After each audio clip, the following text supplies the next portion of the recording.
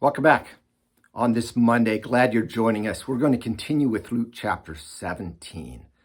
In this chapter so far, Jesus has been teaching his disciples, but now we move briefly to a healing passage, one that you probably find fairly familiar. Beginning with verse 11. On the way to Jerusalem, Jesus was passing along between Samaria and Galilee.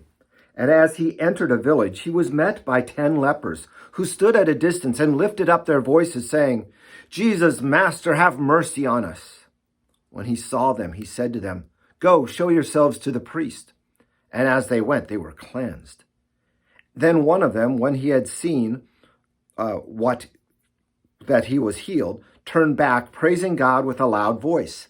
And he fell on his face at Jesus' feet, giving him thanks. Now he was a Samaritan. Then Jesus answered, "Were not 10 cleansed? Where are the 9?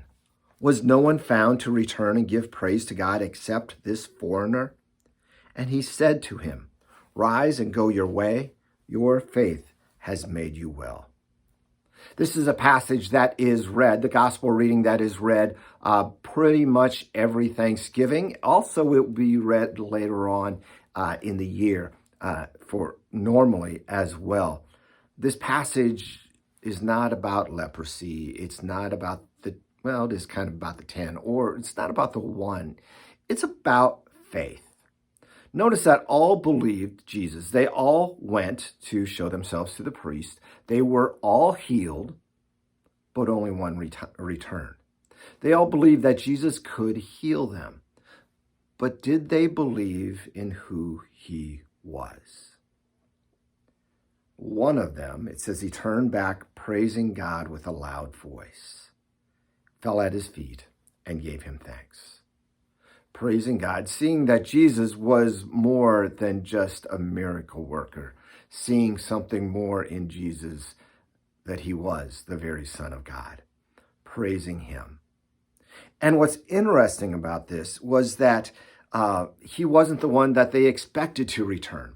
Who you would expect to return is maybe someone who was in the past a Pharisee, or at least a Jew, not a Samaritan, someone who was considered less than by the Jews at that time. He was the one commended, not the 9 Jews heading to the temple, but he was. This also ties into this whole idea of Jesus fulfilling the law. The law required for them to go to the temple to present themselves according to the law of Moses. But this one sees that the temple is something else. It is Jesus. And in a way, this connects to the next section as well.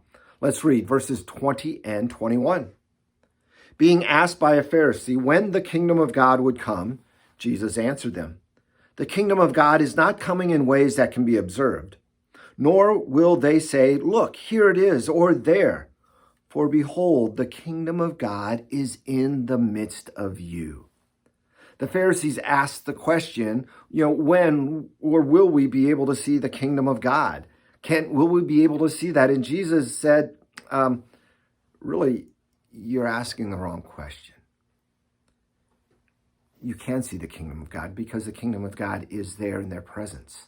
It is Jesus Christ. But the kingdom of God is not a normal kingdom like any other kingdom. You can't see this kingdom with its cities and with its palaces, with the boundaries. It doesn't contain a certain sort of people like the nation of Judah contained the Jews back in the day, or the nation of Israel was the Samaritans, end up being the Samaritans. You can't name them like that, but this kingdom of God is different because it is in their midst. The kingdom of God is where Jesus is, where he is with us.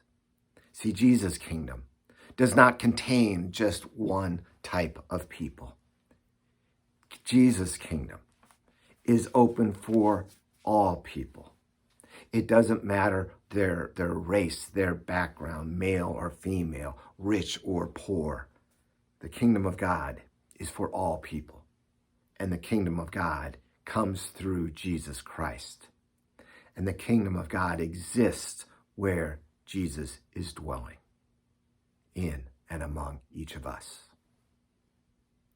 God bless. Come back tomorrow. We're going to wrap up chapter 17. We'll see you then.